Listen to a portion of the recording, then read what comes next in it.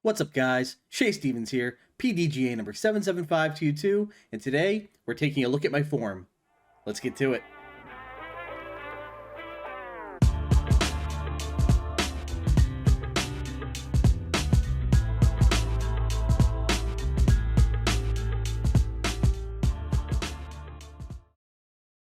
Before we get to the video, please click that like button if you're enjoying the content. If you find yourself coming back often, make sure you're subscribed and click that notification bell. It really helps me out, and I try to post videos at least once a week. As always, thank you all for the support. I say it often, recording yourself is probably one of the best things you can do to improve your game.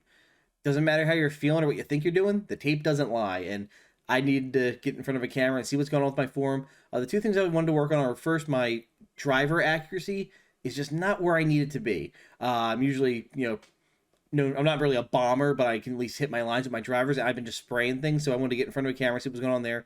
And also, I've been experiencing some pain in my right knee, which is indicative of bad form. So I want to see what's causing that. So I do have two sets here, and I pick a shot from each. In this first set, we're taking a look at my control shot. I was just going for like 60 to 70% power, and I was aiming at a light pole on the other side of the field and just trying to hit that line. So let's take a look at that throw.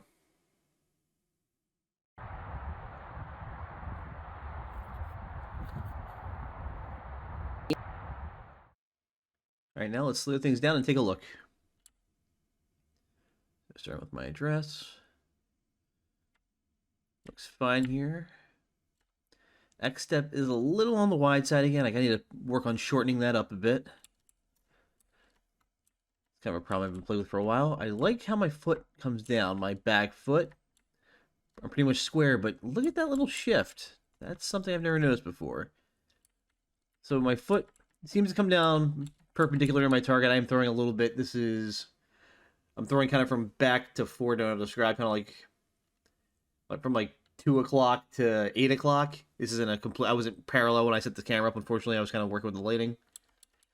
But my foot does seem a little bit more inside than I want it to be, my back foot, so I need to be aware of that. Shortening the X step should help that. I'm peaking my reach back early still. This has been a problem. I gotta figure this out. So I've maxed my reach back, but my right foot hasn't touched down yet, which I know that's going to lead to, yep, kind of falling into the shot. I'm like, I basically have a horse stance for those who did martial arts. Not a good, powerful position. I want to be able to drive that back hip around to power this shot, but I don't have it, so something to work on. I do get into the power pocket, which is nice. But yeah, this is mostly upper body. The lower body's coming around at the very end, but I'm missing out on some good power there. So it did have some good drive through, but I think I could set my body up to give me a little more, optimization. So that is my controlled shot from this session. So definitely my goal is to shorten my X step up. It was something I thought I had like down pat back in November, and then I got sick for a while, so I must have fallen back into a bad habit. So that's like my main focus for the control shots. I think shortening that X step will really help things out. Now onto the power shots. My friend did point out, he noticed when I was throwing recently, he said I was shorting my last step, meaning my plant foot was I was barely stepping forward with it. So when I was driving off the back leg, I was more or less already over top of my leg. So I was just blowing through my lie, blowing through my plant leg, and that would, definitely put some strain on the knee. So that's probably where the knee pain was coming from. So I was trying these power throws to step out more and really feel a brace, but let's take a look at it.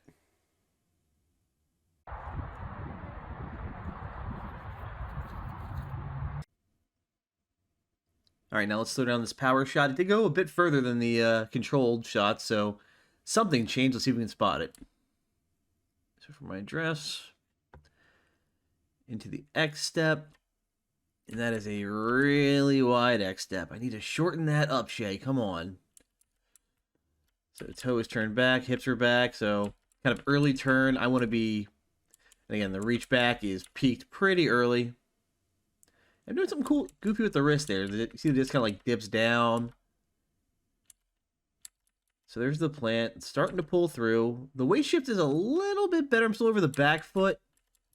I do come through to the horse stance a little bit more there. Ooh, but there's something different. Check out my back arm. Usually my left arm is kind of just dragging behind and being dead weight. I do kind of I drive that into the inseam finally. That is something I know a lot of players talk about doing. to initiate the rotation of their upper body is, going almost firing the left shoulder like a microsecond before everything else just to get it going. So I did get that around a lot quicker than usual. Typically, it's flailing back like 10 degrees more.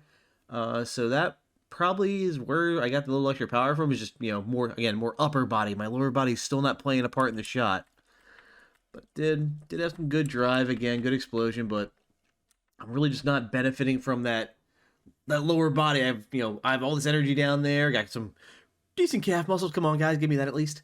But I'm not really using them in the shot. So lower body is what I'm going to focus on, guys. I'm going to try and shorten that next step up and really get those hips firing, get them going into the shot.